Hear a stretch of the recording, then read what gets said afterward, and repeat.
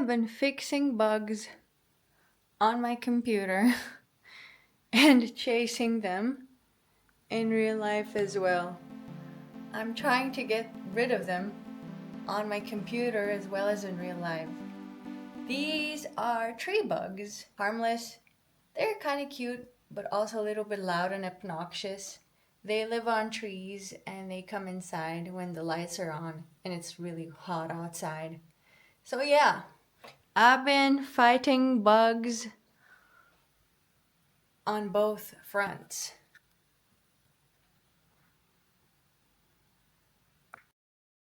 This is probably going to be somewhat of a rambly video, but I had to let it out just because I had a lot of thoughts about this topic, and also I thought I had some interesting or important stuff to say about this.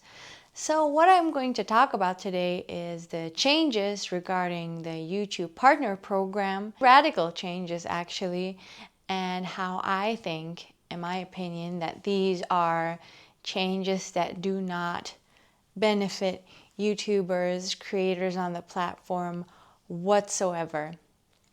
So basically, there have been these recent changes that will apply in the beginning of the next year. That is February 2027. Oh, not another tree bug. Ah, these things are huge. Oh, now it's on my studio lamp. These things. Well, I'll carry on anyway. Basically, I don't think these changes benefit anyone besides YouTube monetarily. Basically, they have doubled the needed requirements for YouTuber to be able to be eligible for the YouTube Partner Program, which already is not an easy thing to be able to check the box of. So basically, instead of 4,000 watch hours on your videos, you need to get 8,000 watch hours, and or instead of the 10 million short views that you need to be able to have to be able to enter the program, now you need to reach 20 million. To me, this is not something that will benefit small creators or creators beginning in their YouTube journey in any way, shape, or form, especially for people that don't have another income or job on the side. So there has been this discussion that YouTube is doing this because it is getting bombarded with AI videos that are farming the YouTube Partner Program. There has also been this other perspective where YouTube is trying to retain their shareholder value. There have been many theories as to why YouTube is doing that, and I do not want to accept the premise that YouTube is presenting here, because their premises, they're trying to kind of counteract the radical growth that is happening on the platform, but they're not tackling the problem at the root cause. My critique in this situation is most of the radical growth that has been happening, and I'm not talking about radical in a political way, I'm talking about radical growth in a fashion that the growth has been very much in an exponential fashion. So rather than tackling the AI or the AI slop at its core, they are just punishing regular human creators for it, which inadvertently creates this negative feedback loop where small creators will start to feel demotivated and frustrated regarding these changes. And then, AI and AI farming channels just start to take over, because an AI can't really lose motivation. It just does whatever it's supposed to do. So that doesn't really make any sense in my eyes. I have been watching YouTube for a very long time, and I have seen no positive change in regards to the big influx of AI generated content, as well as the ads that are being shown on the platform, I am shown so many more ads that are AI generated slop, content that is not real, ads for things that are clearly a scam, which get shown anyways.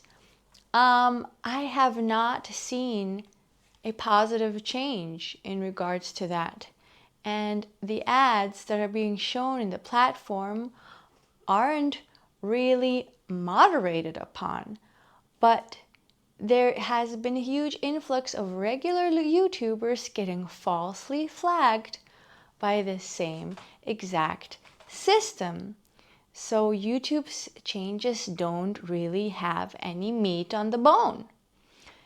And this is, in my eyes, this is just a sort of a collective punishment that is being enacted upon the whole entire platform. Now, what is also very interesting and kind of concerning is that during this time that a channel is trying to reach those goals that need to be fulfilled to be able to enter the YouTube Partner Program, ads are still being shown on that channel, which means YouTube is profiting off of this channel and paying nothing to the creator, while the payout for the AdSense is getting paid out directly to YouTube. This change wouldn't have been so astronomically bad if the channels that are still trying to apply don't have any ads on them, but they still do. So you're essentially pimping out the channel for the double amount of time, and regular creators get nothing. They just get the boot, and it is just a, hey, we're YouTube, we're just kicking you to the ground, just so you know. Oh, and while you're underground, we're actually profiting off of you while you're trying to get up. That is a very weird, unproductive change decision in my eyes on the side of YouTube. And if you have the dislike button extension installed on the browser, you can see that the dislikes You've got mail on YouTube's announcements are larger than the likes. So that tells you a lot about what the majority of YouTube users and creators are thinking about these changes. Don't accept the premise of assholes. Try to read between the lines. I know it is hard. It is not easy to be able to read between the lines, especially for somebody that's autistic, such as me, that is displaying these autistic attributes. It is very hard for me to read in between the lines of these certain statements. So I really had to think about the facts, list them out, think about who's profiting from this and who's getting the boot. You put two and two together and suddenly you start to understand this is worded in a way that is quite manipulative and dishonest, in my eyes, in my opinion. Mind you, I have formed this opinion before I watched the YouTube videos that were released by Charlie and other big YouTubers, because I wanted to understand the issue for myself before I let somebody else form my opinion. Not that it's necessarily a negative thing to get somebody else's opinion and try to understand it yourself.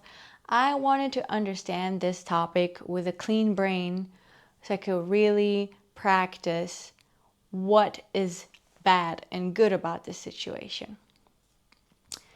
I know this has been a rambly video. There probably won't be any cuts, but it was very important to me to be able to tell you what is going on in my eyes. Talking about AI and the AI influx, the previous screensaver that I wanted to use was from a channel that was also almost entirely AI generated. So that tells you everything. Thank you very much for listening. Thank you very much for watching till the end if you made it this far. I will be releasing a tablet review very, very soon. And I'm also getting into repairing my current framework laptop and exchanging some hardware. So stay tuned for that. And hopefully I get to catch you very, very soon. Have a wonderful day.